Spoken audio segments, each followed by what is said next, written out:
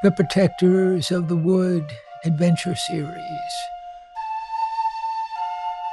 Abby and Wendy.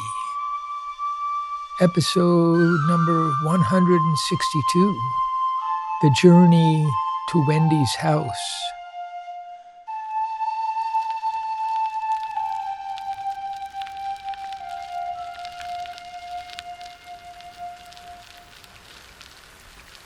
Abby plunged blindly into the forest, hardly caring where she was going. Her only wish was to put distance between herself and the stalkers she had seen talking to George on Main Street. Carrying the MAPSTICK and briefcase hindered her progress, forcing her toward wide openings in the brush and making her avoid crawling under brambles, her favorite method of escape. Somehow, I feel like I should be heading more to the left. But why? Because I'm leaving tracks and making noise. The pine forest will solve both problems. I'll just struggle up that slippery slope into that dense pine forest. No one will find me there. Ducking her head, she entered the shadow of the long needle trees, walking on a cushion of brown pine needles. The snow had not even touched the ground. She moved without a sound, leaving no tracks. Near the rocky face of the high ridge, she stopped and went down on one knee, listening intently and studying the way she had come. The only sound was her desperate panting and the pounding of her heart. Okay, I'm safe. No one could possibly have followed me. But was George trying to follow me? Well, he did look at the tracks of my bike leading up Oak Knoll Lane and into the field. Was he helping the stalkers?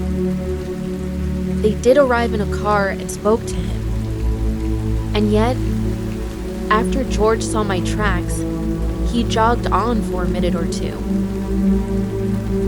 When the car arrived, he was near the end of the field, a fair distance from the tracks. Thus, the stalkers were led away from my path. At least it seems. Yes. He was concealing my escape. I wish I had the courage to wait and see what they did next. She pushed these thoughts aside and tried to make sense of her incredible race by bicycle through the hailstorm. Somehow, my bike found a safe route through the icy, crowded streets at high speed, moving with perfect balance. The bike really did seem to drive itself. It was wonderful. I felt so happy, so confident, like I was flying. Did something impossible happen? Why? How? Am I going crazy? It's the strangest thing. I can't believe it, but it really did happen. Abby forced her attention onto other issues that demanded immediate consideration. She became aware of a feeling of despair, a darkness of anguish looming behind her every thought. I'm free. I'm not being followed. Then what's the problem? That is so obvious. It's just too painful. The horrible truth is that I failed. My mission for Wendy is in ruins, totally, with no hope for redemption. The trust that people have placed in me has been in vain. I failed through my own mistakes. The Morphe crew has won the election. My job, even Reverend Tuck's job, are over. The churchyard will become an office building. It's so sad. I can no longer live in Middletown. My reputation is destroyed. Tears began to flow down her cheeks. I'll have to tell Wendy all about it. Today. In 2 hours or so, I'll have to hand her this crushing disappointment. I'll have to retire at the age of 19. Maybe I'll find some work in Sunny's garden. Maybe I'll help Uvia and Diego with the boat club. Maybe I'll become a pilot like Sharon and ferry people up and down the Half Moon River and explore the swamp and catch fish. But whatever. My grand mission's over. It was a long shot anyway. It was too grandiose to be true. I'm really nothing special. Just an ordinary, crazy girl trying to grow up. But doubts arose in Abby's mind. But still, there are few things that are hard to explain. But no time for that now. Wendy will know the answers.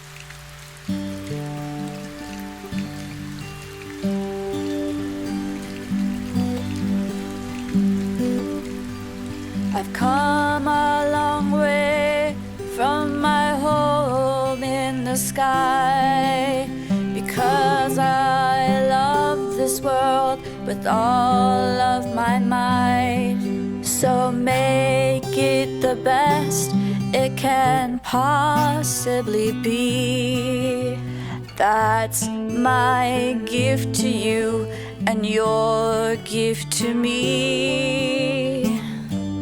Like an angel that comes and goes, the mystery sends me like a wind that blows. You can't see it, but it's here right now. You think I'm gone, but I'm with you now. This little house I've lived in so long, this lovely life where I belong. I'll miss you when I'm gone, but I'll be back when you hear this song.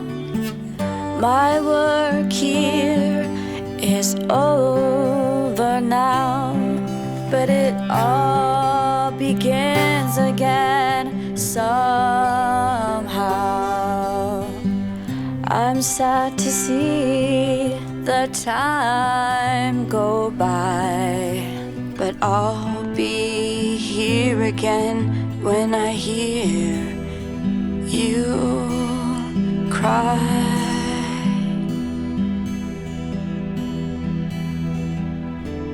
Take a look all around you.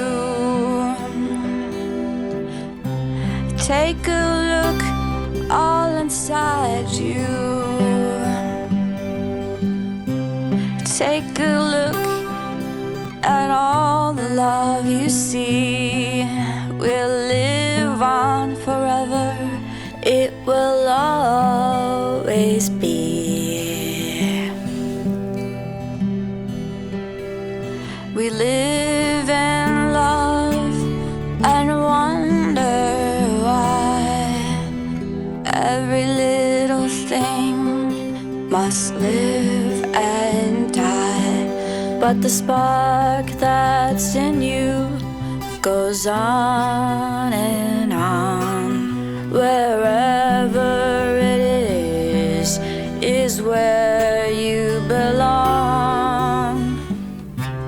I care about you as the days go by.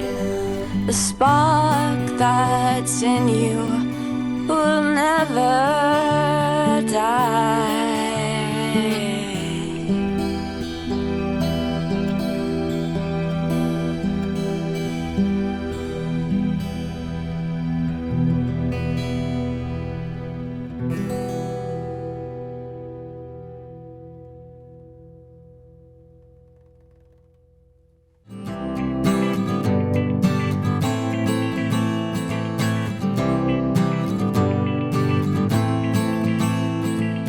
Trillions of living things are everywhere around. Our lives are all planted deep into this sacred ground. There's everything to love and everything to fear. It's planet Earth in the universe and nature lives here. It's planet Earth in the universe and nature lives here.